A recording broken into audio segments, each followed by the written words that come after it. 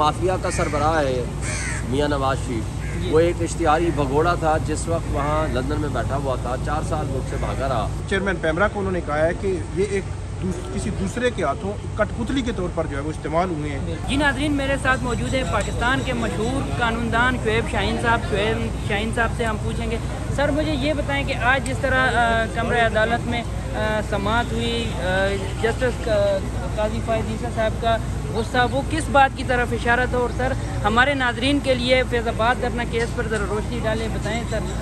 देखिए, फैज़ाबाद धरना केस बहुत अहम है। मकसद इसका ये है कि तमाम इदारे अपने अपने हुदूद में रह के काम करें। पैमरा का काम है अपने इदारे को रेगुलेट करना, इलेक्शन कमीशन का काम है कि फ्री एंड फेयर इलेक्शन कराना।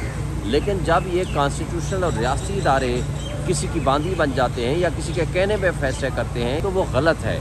इसलिए फैज़ाबाद धरना केस बड़ा मशहूर धरना केस वो फैसला है और उसकी अब एग्जीक्यूशन शुरू हो गई है। अब जब इसकी एग्जीक्यूशन होगी, अगर इसके ऊपर ट्रू सेंस में अमल दरामद हो गया, मैं समझता हूँ कि पाकिस्तान के मुस्तकबिल के लिए इसका बहुत फार रीचिंग इफेक्ट होगा। सर ये बताइएगा, ये जो कमीशन बनने जा रहे हैं तो क्या एक्सपेक्टेशन है सर इनसे? क्या इंसाफ का बोलबाला होगा? देखिए, ये तो कमीशन की रिपोर्ट के ऊपर इन्हिसार है।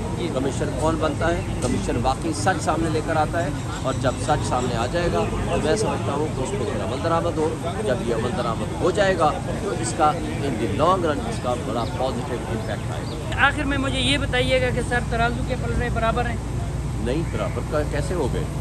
तराजू के पलड़े इसलिए बराबर नहीं है, मुझे ये बता दें, एक माफिया का सरबराह है मियां नवाज शरीफ, वो एक इश्तिहारी भगोड़ा था जिस वक्त वहाँ लंदन में बैठा हुआ था, 4 साल मुल्क से भागा रहा। जब वो यहाँ पहुँचता है पाकिस्तान में तो उसको स्टेट गेस्ट का दर्जा दिया जाता है और वहाँ बायोमेट्रिक वेरिफिकेशन के लिए भी सारे वहाँ पहुँच जाते हैं। जब वहाँ लाहौर में पहुँचता है तो वहाँ जनाब जा कर के CCP उसको सलूट मार रहा है। अगर मुजरिम का ये प्रोटोकॉल है तो तराजू के पलड़े तो फिर बराबर नहीं है।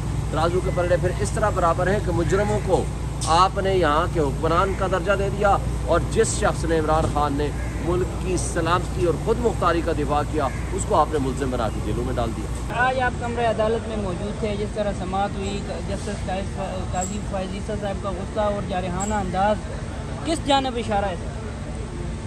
इशारा तो इसी जानब भी है कि फैज़ाबाद जो धरना का जो फैसला था, धरना केस का 2019 में आया था, उस पर अमल दरामद होगा।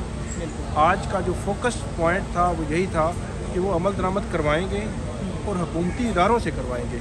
जब थोड़ी सी आखिर में भी बात हुई कि अदालत इंटरवीन करे, उन्होंने कहा कि हम इंटरवीन करेंगे अपनी हद तक, लेकिन ये इम्प्लीमेंट कर रहे हैं सब इदारों ने खुद।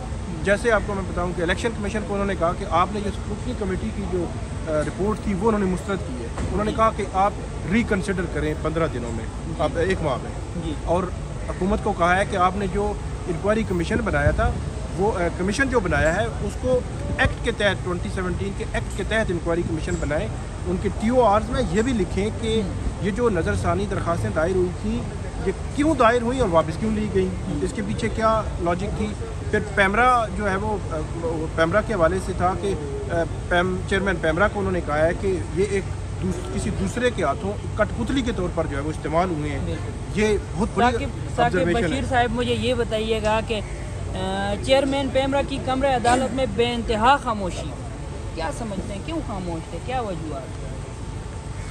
चेयरमैन पैमरा जो है वो उनके पास जवाब नहीं था। असल में जो असल बात है ना वो ये है कि 2019 में भी बतौर कठपुतली तमाम इदारों ने नज़रसानियाँ दायर कर दी, बगैर सोचे बगैर समझे। उसमें सारी मतलब इदारे भी हैं, पैमरा भी है, बाकी सियासी जमातें भी, बस एक लाइन लगती है कि आप कर दें, सारे कर देते हैं, अपना माइंड अप्लाई नहीं किया।